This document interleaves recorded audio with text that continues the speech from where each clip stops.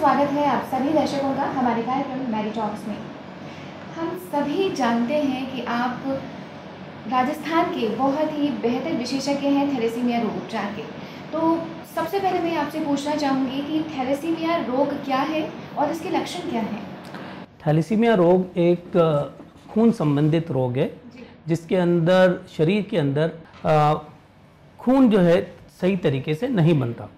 और जैसा आपको विदित होगा, शरीर का जो खून है उसके अंदर हीमोग्लोबिन होता है, सब जानते हैं अपन। और हीमोग्लोबिन जो है वो 4 तरह की चेन से बनता है, जिसको हम बीटा चेन्स और अल्फा चेन्स बोलते हैं मोटे मोटे तौर पे। बहुत ज़्यादा डिटेल्स में मैं आपको नहीं ले जाना चाहता। थैलेसीमिया जो कॉमन हम लोग जानते देखते हो और जिसके बारे में आप पूछना चाहती हैं वो है बीटा थैलेसीमिया। तो बीटा थैलेसीमिया के अंदर क्या होता है कि जो हीमोग्लोबिन की बीटा चेन्स हैं उनमें डिफेक्ट हो जाता है, उनके अंदर विकार उत्पन्न हो जाता है और उसकी वजह से बीटा चेन्स पूरी तरह से नहीं बनती और अकेली अल्फा चेन्स रह जाती हैं, जिसकी वजह से खून नहीं बनता ढंग से। और ऐसे मरीजों को हर समय खून टूटता रहता है और फिर उनकी खून की कमी हो जाती है। जब शिशु 3 या 4 महीने का हो जाता है तब उसके लक्षण आने लगते हैं इस बीमारी के, क्योंकि 3-4 महीने तक जो माँ के अंदर पेट में बच्चा होता है उसके अंदर दूसरे तरह का हीमोग्लोबिन होता है जिसको फीटल हीमोग्लोबिन बोलते हैं। पर माँ के पेट से बाहर आने के बाद बच्चे के अंदर एडल्ट हीमोग्लोबिन बनने लग जाता है, जिसको हीमोग्लोबिन ए बोलते हैं, और उसके अंदर परिवर्तित होने से ये विकार उत्पन्न होता है। तो 3-4 महीने में ये बच्चे सफ़ेद दिखने लग जाते हैं धीरे धीरे। 3 से 6 महीने पे पेट के अंदर इनकी तिल्ली और लिवर बढ़ने लग जाता है, बच्चे को भूख नहीं लगती, चिड़चिड़ाहट होने लग जाती है, कभी कभी दस्त उल्टी होने लग जाती है।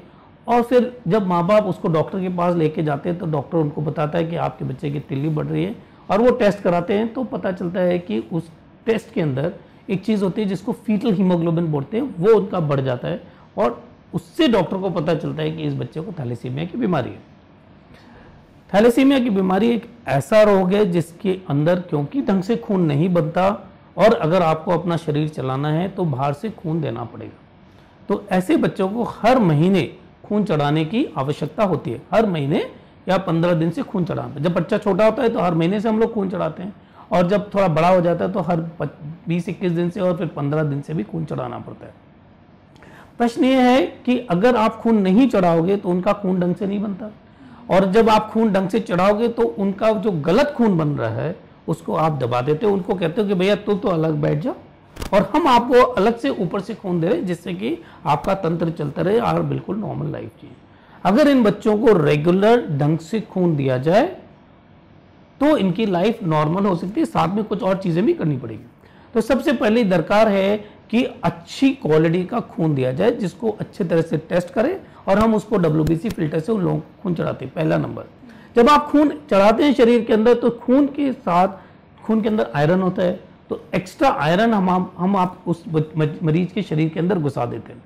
तो जब अतिरिक्त आयरन शरीर में पहुंच जाता है तो वो अतिरिक्त आयरन भी उसके शरीर को डैमेज करता है, और उसकी वजह से हमको कुछ दवाइयाँ देनी पड़ती है मुंह से या इंजेक्शन के माध्यम से, जिससे कि वो अतिरिक्त आयरन बाहर निकाला जा सके और शरीर को नुकसान ना हो। अदरवाइज शरीर के दिल के अंदर, लिवर के अंदर, पैनक्रियाज के अंदर और पता नहीं 50 जगह वो विकार उत्पन्न कर देता है।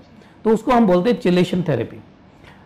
ये 2 चीज़ से अगर ढंग से किया जाए तो थैलेसीमिया का मरीज नॉर्मल मेरे से भी ज़्यादा ज़िंदगी जी सकता है। और मैं आज की तारीख में अपने मरीजों को अश्योर करता हूँ, पहले जब किसी दूसरे डॉक्टर के पास या पहले मरीज आज से 10-15 साल पहले कि भैया शर्तिया तुम्हारा बच्चा मरेगा, आज की तारीख में अगर हमारे जैसे क्वालिफाइड और भी मेरे साथी हैं जो थैलेसीमिया का काम करते हैं उनके पास जाए तो हम कहते हैं नहीं, तुम्हारा बच्चा हमसे या हमसे भी ज़्यादा उम्र पाएगा। तो that is a positive thing जो हम अपने मरीजों को बताना चाहते हैं। दूसरी चीज़, इसमें अंदर 2 और चीज़ों का ध्यान रखता है। कोई कहता है कि साहब इसका परमानेंट कोई उपचार है? हाँ, परमानेंट उपचार है। बोन मैरो ट्रांसप्लांट इसका परमानेंट उपचार है, पर अपने भाई बहन से ही एक्चुअली बोन मैरो अगर मिले जो कि पूरा मैच करता हो, थोड़ा एक्सपेंसिव ट्रीटमेंट 6-8 लाख रुपए लगते हैं, पर एक परमानेंट उपचार वो अवेलेबल है। जो अति आवश्यक चीज़ है जानना वो है इसका बचाव। आपके परिवार में एक बच्चा हो गया या आपके जानकार के एक बच्चा हो गया या आपके रिश्तेदार के एक बच्चा हो गया जिसको थैलेसीमिया रोग है, तो इस रोग से बचा जा सकता है, क्योंकि हर महीने खून चढ़ाना पड़ता है और दवाई खानी पड़ती है और इंजेक्शन पेट में लगाना पड़ता है हर रोज़। हाँ, उसका है उसके लिए हम एक बहुत सिंपल सा टेस्ट करते हैं जिसको हम बोलते हैं CBC या हीमोग्लोबिन इलेक्ट्रोफोरेसिस। बहुत ज़्यादा खर्चा नहीं आता उसके अंदर, 800-1000 रुपये से ज़्यादा का खर्चा नहीं आता, और उससे हम पता लगा सकते हैं कि ये इसको थैलेसीमिया माइनर का रोग है या नहीं। 2 थैलेसीमिया माइनर, एक चीज़ होती है जिसको बोलते हैं हम थैलेसीमिया मेजर, एक बोलते हैं थैलेसीमिया माइनर। अगर माँ को थैलेसीमिया माइनर है, पिता को थैलेसीमिया माइनर है, तभी थैलेसीमिया मेजर बच्चा उत्पन्न होता है। अगर माँ को थैलेसीमिया माइनर नहीं है, पिता को है, तो थैलेसीमिया मेजर उत्पन्न नहीं होता, कोई घबराने की आवश्यकता नहीं है। माँ को है, पिता को नहीं है, तो भी घबराने की जरूरत नहीं। पर जब दोनों माँ बाप को ही थैलेसीमिया माइनर का रोग है, तभी मेजर उत्पन्न होता है और तभी ब्लड लगाने की जरूरत पड़ सकती है। हर प्रेगनेंसी में 25%, मतलब अगर 2 थैलेसीमिया माइनर की शादी हो जाए तो हर प्रेगनेंसी में 25% संभावना रहती है कि उनको थैलेसीमिया मेजर बच्चा हो जाए। तो इसके लिए हम लोग जेनेटिक टेस्ट करते हैं, उसका ब्लड निकालते हैं, क्योंकि हमारे यहाँ बेसिकली जो हम लोग बनते हैं वो जीन से बनते हैं। तो अगर हम जीन को पकड़ लें कि ये जीन डिफेक्टिव है, ये जीन की वजह से टुकड़ा ये टूट गया अंदर शरीर में, तो हम पता लगा सकते हैं कि ये डिफेक्ट जो पेट में माँ के बच्चा पल रहा है उसके अंदर हम 11 हफ्ते पे जरा सा टुकड़ा निकाल लेते हैं जांच के लिए। बच्चे को कोई नुकसान नहीं होता, माँ को कोई नुकसान नहीं होता, और उस टुकड़े की जांच करके हम ये पता लगा सकते हैं कि इसके अंदर थैलेसीमिया नाम की बीमारी का बच्चा पनप रहा है या ना पनप रहा है। अगर थैलेसीमिया का बच्चा माँ के पेट में पनप रहा है तो माँ को हम राय देते हैं कि आप इस बच्चे को जन्म ना दें। और इन दोनों चीज़ों को करके साइप्रस जैसे कंट्री में जहाँ पे 80% तक लोगों को थैलेसीमिया माइनर की प्रॉब्लम है, वहाँ एक भी अब बच्चा उत्पन्न नहीं होता जिसको थैलेसीमिया मेजर हो और जिसको ब्लड चढ़ाना पड़े। हिंदुस्तान में कम से कम 8 से 10 हज़ार बच्चे अभी भी पैदा हो रहे हैं जिनको थैलेसीमिया मेजर होता है, और महीने के महीने या 15 दिन खून चढ़ाना पड़ता है, जो कि सोसाइटी के ऊपर एक बहुत बड़ा बोझ है, क्योंकि खून बहुत चढ़ाना पड़ता है और खर्चा बहुत आता है। मैं राजस्थान सरकार का आभारी हूँ कि उन्होंने बहुत सारा इलाज अभी फ्री कर रखा है, और हमारे बहुत सारे बच्चे बहुत बड़े होकर अच्छे हो रहे हैं। मेरे कुछ बच्चे, मतलब मैं अपना बच्चा बोलता हूँ उनको, क्योंकि मेरे कुछ बच्चे अब कंप्यूटर का काम करते हैं, कंप्यूटर में बिजनेस करते हैं, कुछ बच्चे लाख लाख रुपए महीना कमा रहे हैं, एक चार्टर्ड अकाउंटेंट बन रहा है, एक ब्यूटी पार्लर में काम करते हैं, 2-4 बच्चे ऑफिस में काम करते हैं, एक मारुति का शोरूम चलाता है। मुझे इतनी खुशी होती है जब देख के कि कोई कहता था ये बच्चे मर जाएंगे, आज मुझे लगता है ये नहीं, मेरे बच्चे तो देखो इस सोसाइटी में घुल मिल के आगे चल रहे हैं। बहुत दूसरी जगह अभी हमारे यहाँ तो नहीं हुआ, पर और दूसरी जगह जैसे मैं इंडिया में देखता हूँ सारी जगह भारत में कि उनकी शादियाँ भी हो रही हैं, उनके बच्चे भी, तो बिल्कुल नॉर्मल लाइफ वो जी सकते हैं। सारी टेक्नोलॉजी अवेलेबल है, सारी सोच, सारी समझ, सारा इलाज अवेलेबल है जिससे कि उनका ढंग से इलाज किया जा सके। क्या ये बीमारी आनुवंशिक है, जैसा कि आपने बताया आफ्टर मैरिज? ये आनुवंशिक है। इनफैक्ट अभी तो राजस्थान विश्वविद्यालय जैसे एमफिल के कोर्स के अंदर तो उसने आवश्यक कर दिया है कि लोग ये टेस्ट की रिपोर्ट लेके आएँ उनको थैलेसीमिया माइनर है या नहीं। तो हर व्यक्ति को शादी से पहले अपना स्टेटस मालूम होना चाहिए, वो थैलेसीमिया माइनर है या नहीं। 2 थैलेसीमिया माइनर, जहाँ तक हो सके शादी ना करें, अगर शादी करें तो अच्छे विशेषज्ञ के पास जाके परामर्श लें। जब बच्चा उनके पेट में 11 हफ्ते का माँ के पेट में आए तो उसकी जांच कराएं, उससे पहले भी जेनेटिक टेस्ट करा लें जिससे कि टेस्ट कराने में आसानी हो जाए। बहुत बहुत शुक्रिया डॉक्टर साहब आपका हमारे इस कार्यक्रम में शामिल होने के लिए। अपना अहम समय आपने हमें दिया, हम आपके बहुत बहुत आभारी हैं। तो दर्शकों, ये थे डॉक्टर राजीव बंसल, शिशु रोग विशेषज्ञ। अगली बार फिर से आपसे मुलाकात होगी एक नए रोग और उसके समाधानों को लेकर। आज हमें इजाज़त दीजिए, नमस्कार।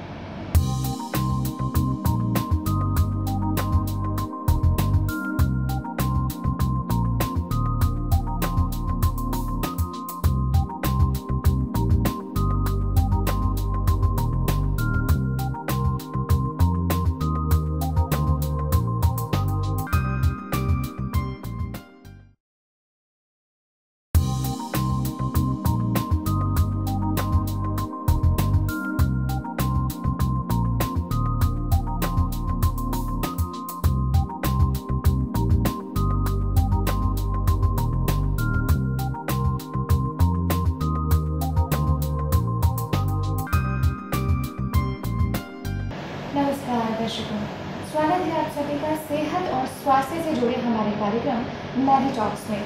मैं हूं अनीता और आज हमारे साथ मौजूद हैं शिशु रोग विशेषज्ञ डॉक्टर राजीव बंसल, जो कि दुर्लभली संतोपा में सीनियर कंसल्टेंट हैं। तो आइए स्वागत करते हैं उनका साथ मिलकर और बातचीत को आगे बढ़ाते हैं। नमस्कार नीता जी। बहुत बहुत स्वागत है सर आपका। Thank you. जैसा कि हम सभी जानते हैं, शिशु एक बच्चा वैसे भी बहुत ही डेलिकेट और सेंसिटिव होता है। अगर वो किसी रोग से ग्रसित हो जाए तो बहुत ही बड़ी समस्या हो जाती है। सबसे पहले मैं आपसे यही जानकारी चाहूँगी हमारे दर्शकों के लिए कि शिशुओं से जुड़ी आम समस्याएं इस वक्त में आपके सामने क्या आ रही हैं, क्योंकि जैसा कि हम मौसम देख रहे हैं इस वक्त, कभी बहुत ज़्यादा सर्दियां हैं, कभी बहुत ज़्यादा गर्मी का हमें महसूस हो रहा है। कैसा आपको लगता है इस वक्त जो पेशेंट्स आपके पास में आ रहे हैं, क्या समस्याएं लेकर सबसे ज़्यादा आ रहे हैं?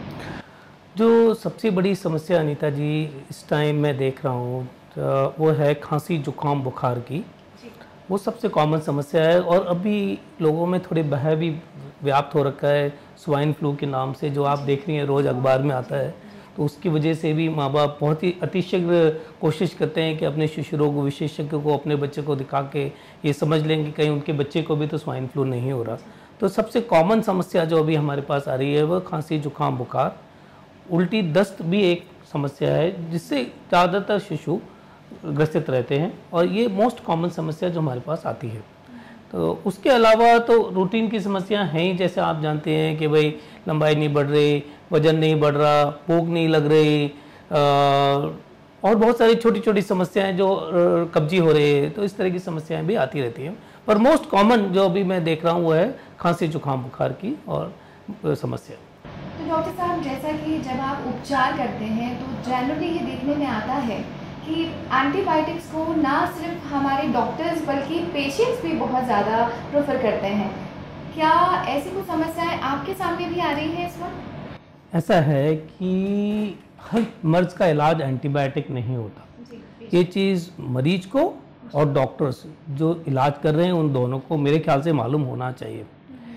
मेरे विचार से और मेरी प्रैक्टिस में 5 से 10% से ज़्यादा मरीजों को किसी भी हाल में एंटीबायोटिक की ज़रूरत नहीं पड़ती। मुझे इलाज करते वक्त जब भी मरीज़ कोई मेरे पास आता है तो सबसे पहले मुझे ये देखना होता है कि मेरी समझ, मेरी नॉलेज और मेरे असेसमेंट के बाद क्या ये मरीज किस तरह की बीमारी से ग्रसित है। सबसे पहले क्या इसको वायरल का बुखार है या इसको बैक्टीरियल का बुखार है। एंटीबायोटिक का मतलब होता है वो दवा जो बैक्टीरियल इन्फेक्शन को ख़त्म करती हो। अगर मेरी समझ से या मेरे असेसमेंट से मरीज को वायरल का बुखार है तो इसका मतलब उसको एंटीबायोटिक ना चाहिए बल्कि ऐसी दवा चाहिए जो उसको सिम्टम्स को रिलीव करे। सिम्टम को रिलीव मतलब उसकी जो प्रॉब्लम्स हैं उसको रिलीव करे। बच्चा खांसी से है तो खांसी की दवा चाहिए, बच्चे को बुखार है तो उसको बुखार की दवा चाहिए।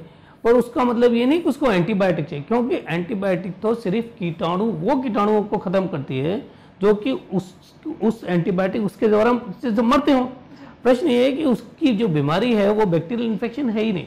आपको साथ में हमारे दर्शकों को ये भी समझना पड़ेगा कि हमारे पेट के अंदर 6 बिलियन, दोबारा सुन लें आप, 6 बिलियन कीटाणु हमारे पेट में शांति से बैठे रहते हैं और वो अपना भी भोजन करते हैं और हमें भी भोजन खिलाते हैं, हमारे लिए विटामिन वगैरह बनाते हैं और वो हमारे साथ बड़े प्यार से तन्मयता से हमारे शरीर में बैठे हुए हैं। अगर हम एंटीबायोटिक नुमा बम उनके पेट में डाल देंगे जो कि अगर आवश्यक नहीं है और वो से कीटाणु उन्होंने हमारे ऊपर अटैक नहीं किया है तो वो हमारे जो अच्छे कीटाणु हैं वो उनसे मर जाते हैं और उससे हमारे शरीर को अल्टीमेटली नुकसान होता है। तो डॉक्टर्स को भी बहुत ध्यान रखना चाहिए और मरीजों को तो विशेषकर ये कभी नहीं कहना चाहिए अपने डॉक्टर को साहब आपने एंटीबायोटिक क्यों नहीं लिखी। मेरे ख्याल से एक क्वालिफाइड डॉक्टर इतना ज़रूर समझता है कि कब उसके मरीज को एक एंटीबायोटिक देनी चाहिए और कब उसके मरीज को एंटीबायोटिक नहीं देनी चाहिए। अगर सिर्फ मरीज को सिर्फ ज़ुकाम है, हल्की सी खांसी है, हल्का बुखार है तो उसको एंटीबायोटिक की मेरे ख्याल से कभी ज़रूरत नहीं है। और स्पेशली अगर पहले दिन से ही बुखार का मरीज को आया जिसको एक दिन का बुखार है, दूसरे डॉक्टर को भी पता नहीं होता कि उसको बैक्टीरियल इन्फेक्शन है या वायरल इन्फेक्शन है। असेसमेंट करे अच्छी तरह से, देखे उसके गले में कोई इन्फेक्शन तो नहीं है, उसके कान में कोई इन्फेक्शन तो नहीं है, किसी दूसरी जगह कोई ऐसा इन्फेक्शन तो नहीं दिख रहा जो बैक्टीरियल का स्रोत बताता हो, तब तक उसको एंटीबायोटिक की आवश्यकता मेरे ख्याल से नहीं है। 2-3 दिन के बाद ही क्लियर होता है कि उस मरीज को एंटीबायोटिक की भी आवश्यकता है या नहीं। बहुत ही आवश्यक हो तो हम टेस्ट भी कराते हैं।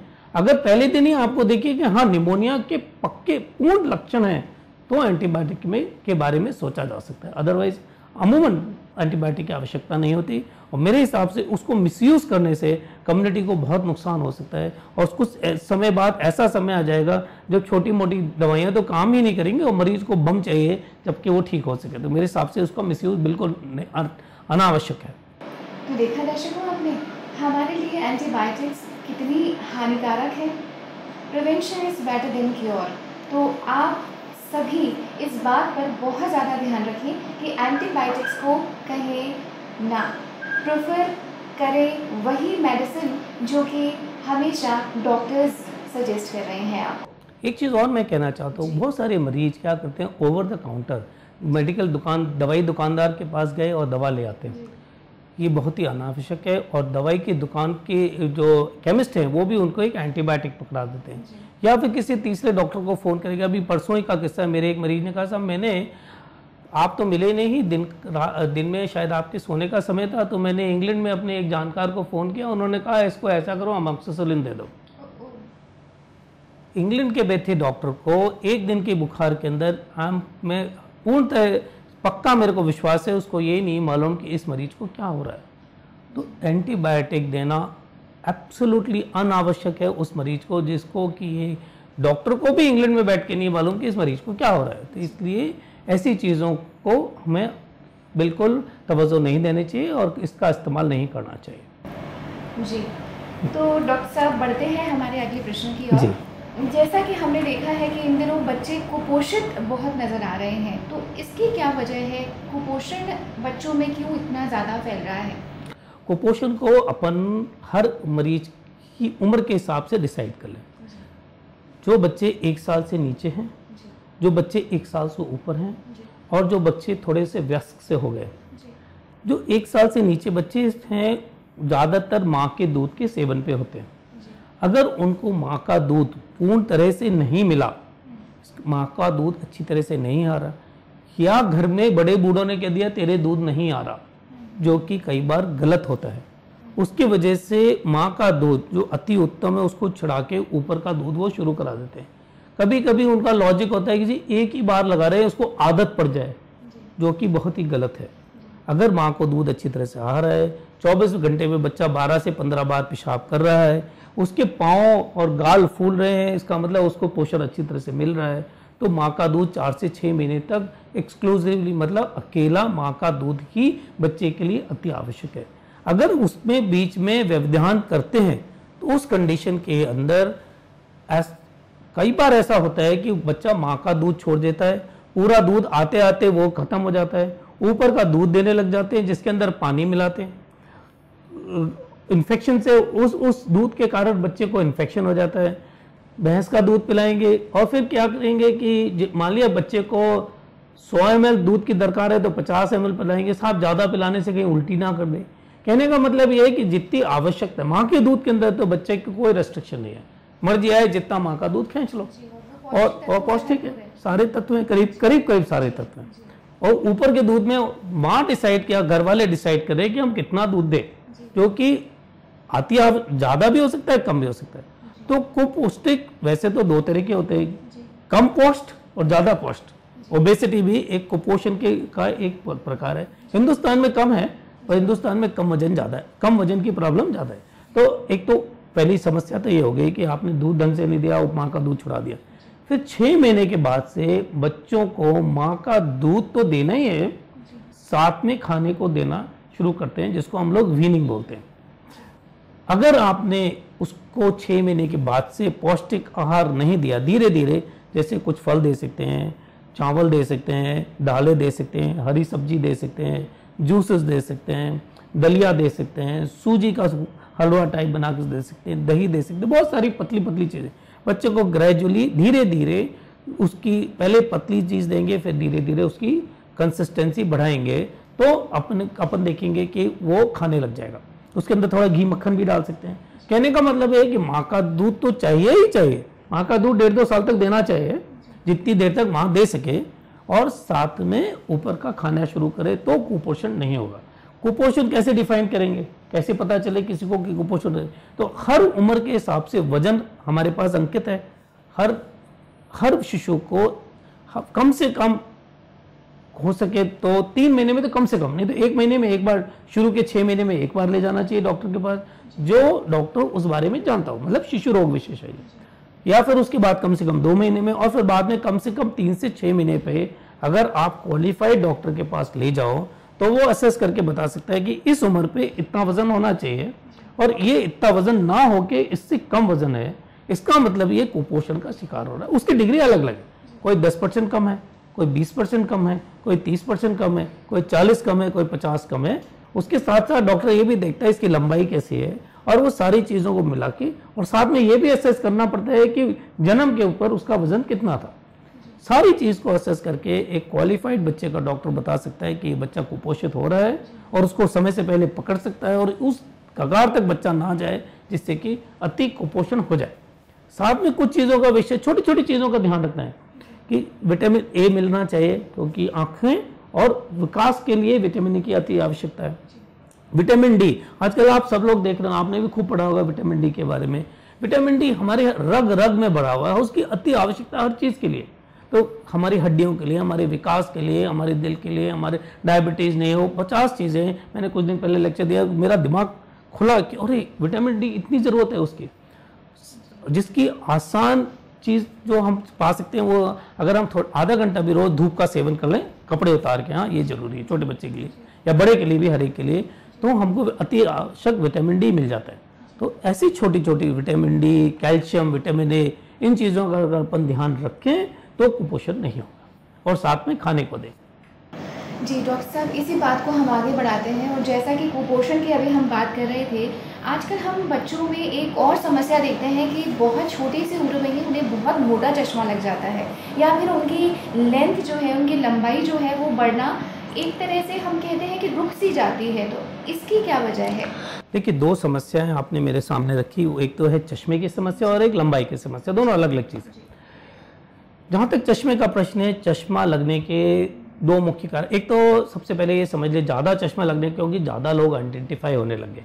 पहले पता ही नहीं चलता था माँ बाप को कि उनके बच्चे को कम दिखता है, बहुत दिन तक स्कूल की परफॉर्मेंस पुअर रही, किसी को पता ही नहीं है। पर आज की तारीख में बच्चे भी स्मार्ट हो गए, माँ बाप भी स्मार्ट हो गए, और डॉक्टर भी अवेलेबल है, तीनों चीज़। तो एक तो वो कारण हो गया। दूसरी कुपोषण जो आपने पहले लाया है वो, तो पोषण अच्छा रखें, आइडेंटिफाई करें टाइम से, और उसके अलावा उसको हम बोलते हैं आई हाइजीन। आई हाइजीन का विशेष ध्यान रखें, लेट का ना पड़ें, नज़दीक बहुत ज़्यादा ना पड़ें, हर समय थोड़ा सा दूर रखें, प्रॉपर आइज़ को रेस्ट दें, और प्रॉपर खाना खाएं, हरी सब्जियां, पौष्टिक पदार्थ ज़्यादा खाएं। इन सब चीज़ों का ध्यान रखेंगे तो हो सकता है आंखें इतनी खराब आपकी ना हो। टाइम से अपने डॉक्टर को दिखाएं, और चश्मा अगर डॉक्टर ने प्रिस्क्राइब किया है तो पूरे समय पहने। अपने बच्चे को आप उस तरह से ट्रेन करें, बच्चा सब कुछ वो करता है जो माँ बाप चाहते हैं। जो माँ बाप कहते हैं साहब मेरा बच्चा ये नहीं करता, मैं उसकी बात से सहमत नहीं हूँ। मैं कहता हूँ अगर आप चाहते हो तो वो बच्चा सब कुछ करेगा जो आप चाहते हो। आपको उसके साथ लय बनानी पड़ेगी, उसको समझाना पड़ेगा, और उसको इंटरेस्ट दिखाना पड़ेगा कि इसको करने से उसको क्या फ़ायदा होगा और आपको क्या फ़ायदा होगा। अगर ये 2-3 चीज़ें उसको थोड़ा सा करें तो एक तो उसको चश्मे की दरकार अगर है तो है, दिखता नहीं। दूसरी चीज़ होती है जेनेटिक्स। अगर माँ बाप को भी कम दिखता है, उनको भी चश्मा लगा हुआ है, तो अमूमन संभावना ये रहती है कि उनको हेरिडिटरी होता है, तो that is also a factor.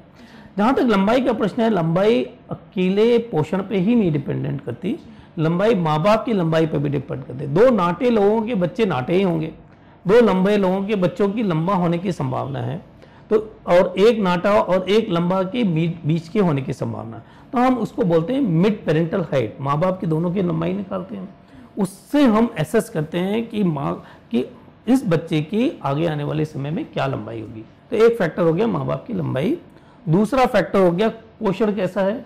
शुरू से ही पोषण, ये नहीं कि आज आपने पोषण कर लिया और कल सोचो कि ठीक हो जाएगा। हर समय शुरू से जब से पैदा हुआ है जब तक उसकी लंबाई बढ़ती है, मतलब 15 से 18 साल तक अच्छी तरह से उसको पोषण मिलना चाहिए। तीसरा होता है घर के एनवायरनमेंट।